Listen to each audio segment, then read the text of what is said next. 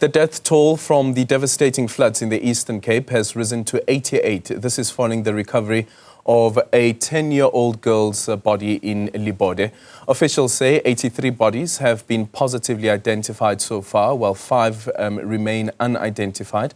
56 of those have already been released to the respective families. Search and recovery operations are continuing with drones and ground teams deployed to the hard-hit areas. Government relief efforts are ongoing, including shelter, food and psychosocial support. A provincial day of mourning will be held on Thursday in honor of the victims. For more on this, let's now speak to the head of the National Disaster Management Center, Dr. Elias Sithole. Dr. Sithole, very good morning to you. Thank you so much for making time for us this morning. So the last update that we got was that the death toll has now increased to 88. Do you have any other update from your end, including the identification of some of the bodies? Yes, good morning. Good morning to the viewers. Yes, as we have indicated in other previous interviews, that the recovery process is still ongoing, and also as and when any bodies is being recovered, and then we're able to work together with the Department of Health and SCPS. Yes, we have agreed that the specific number of the death, the provincial government of the Eastern Cape, the Office of the Premier will then communicate that figure. But from our side, we could indicate that the recovery process is still ongoing in other activities. Yeah. Let's then speak about the missing people. Do you have any update with regards to that? Look, because these floods, they were really devastating in that space, and a lot of people were shocked. So that's why we have extended the recovery mission, so that even if the neighbors or the families, they don't come forward and say we still have a missing person, but we could have a death or someone who disappeared. People maybe they're not aware, and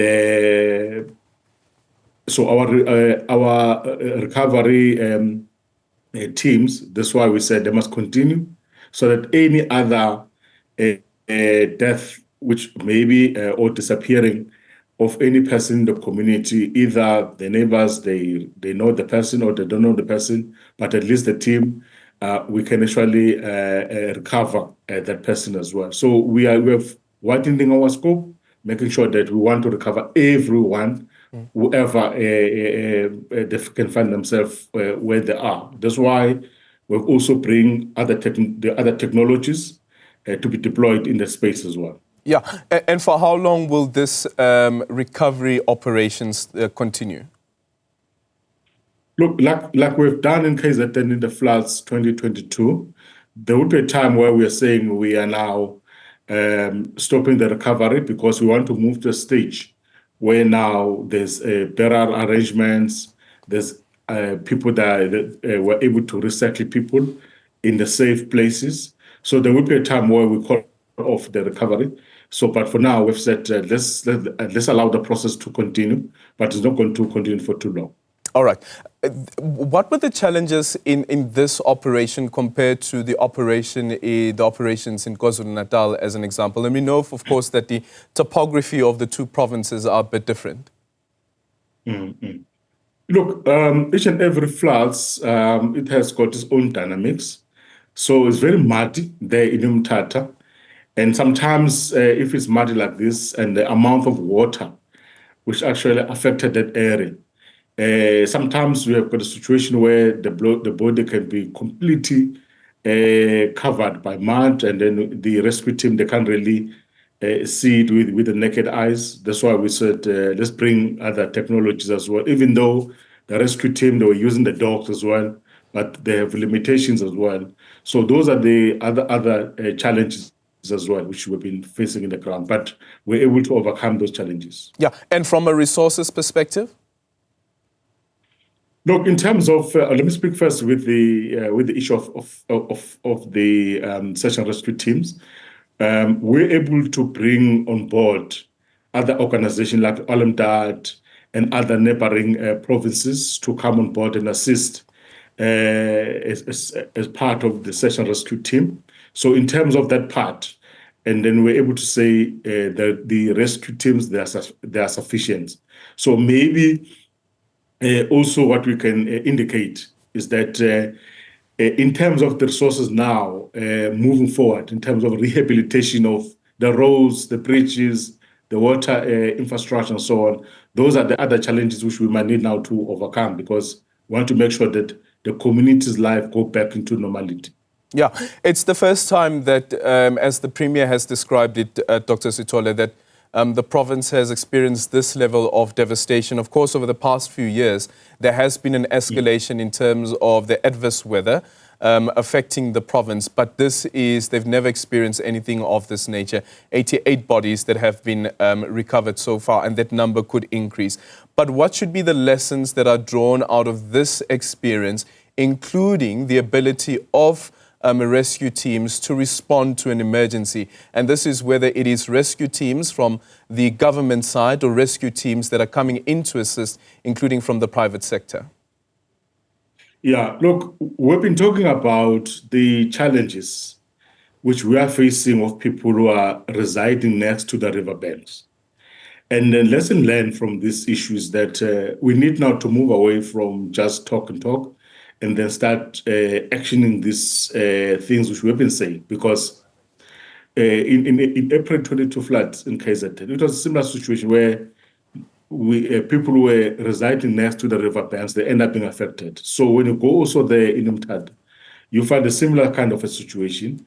So lesson learned is that we have to make sure all the people who are living in the floodplain areas, we have to make sure that those people have been relocated, because at the end of the day, we want to make sure that we save lives. So that's number one. Number two, we have to make sure that within the community, we're strengthening our early warning teams, and then we train even volunteers within the community. If something happened, people that can actually assist themselves. Because if we have got volunteers who are trained in relation to how they can respond to disasters, or how they can respond if they receive early warnings, at least that kind of a capacity, we're able to use it as part of the augmenting the government capacity. Yeah, and I wonder, Dr. Sithole, considering, of course, that people who grew up in the Eastern Cape, if we just focus on the Eastern Cape, and this could apply to any other province as well, that they know their province and they know what to expect in their province. But what climate change has shown us is that sometimes what you anticipate is actually not what's going to happen at the end of the day. I wonder then, from a private sector perspective as well, is there a possibility at all of partnering with private companies to say that, let's try and give your staff members training? Because at the end of the day, these are staff members that go back to homes that are in these localities that are affected by the devastation of these weather impacts, so that they also know how to respond. Like, for instance, with what we do with first aid. That first aid is not only reserved for a specific individual, but you can find any other person being trained in first aid and first response. 100%, you are correct. We need to work with private sector very closely. What is actually encouraging is that each and every incident or disaster, if we're experiencing it, private sector, they come on board. We've seen there in the Eastern Cape, a lot of companies, they've came on board, and then NGOs also, they came on board and assisting the community. No, definitely. I think the more we have, private sector individuals or companies around ourselves or working with us, the better in terms of how best we can assist the communities, or also actually how best we can respond to disasters. Yeah, and then finally, the rebuilding efforts that are now going to ensue from the previous experiences, even with the Eastern Cape as well, how long it takes national to release money from National Treasury, but the provincial government as well. Is it a conversation taking place around how do you ensure that you have agility in releasing those funds so that the rebuilding efforts can start in earnest, but then also that people can restart building their homes? You know, with the experience of KwaZulu-Natal as an example, that some people's homes have still not been rebuilt. The advantage is that from the national and provincial government perspective, it is the start of the financial year. So from our side, we still have money as part of the disaster grants. So what we have agreed, July, that money is going to be released, but the minister is going to announce in terms of how much money is going to be allocated to individual municipalities. But definitely, we'll make sure that our turnaround time is quick. And then the advantage again with these disaster grants, I'm the person who signed it as well, working with Treasury. So we'll make sure that we speed up the process. The team, they've already received reports, preliminary reports from Eastern Cape, specifically the areas which were affected by floods. So definitely, by July, I can promise we'll be able to release that money. But also because we have classified this event, it also will allow the provincial government of the Eastern Cape to reprioritize some of the monies from that budget, specifically the provincial departments, so that we're able to deal with some of the specifics. Because there we have got health infrastructure being affected, we have got road infrastructure which has been affected, the human settlement infrastructure, which, for example, the homes of people, and then we've been talking about let's not allow people to go back into those areas because December again we'll be experiencing floods, and then we might have a problem again. So the other departments that would definitely have an opportunity to reprioritize the finances from that budget, but also from our side, this disaster management, especially the National Disaster Management Center, will be making sure that by July we transfer these monies to the affected municipalities so that we can start the rebuilding. All right. Thank you so much for that. That was the head of the National Disaster Management Center, Dr. Elias Sithole.